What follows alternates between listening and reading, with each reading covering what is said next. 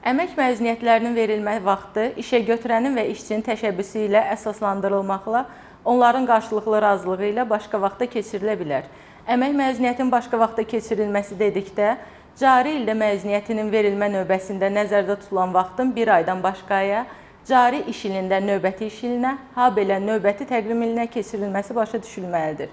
İşçinin təşəbbüsü ilə əmək məzuniyyəti o halda başqa vaxtda keçirilə bilər ki, İşçi müvəqqəti olaraq əmək qabiliyyətini itirsin, əmək məzuniyyəti ilə sosial məzuniyyət eyni vaxtda düşsün və ya işçi işə götürənin tapşırığı ilə başqa yerə ezam olunsun.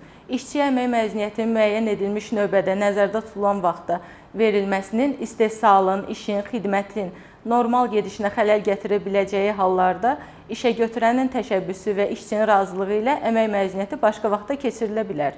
Tərəflərin qarşılıqlı razılığı ilə əmək məzuniyyətinin istifadə edilməyən hissəsi növbəti iş ili üçün əmək məzuniyyəti ilə birləşdirilə bilər. Hərbi vəziyyət dövründə səfərbərlik planlarına uyğun olaraq əmək məzuniyyəti başqa vaxtda keçirilə bilər. Əmək hüquqlarınızı öyrənin və tələb edin.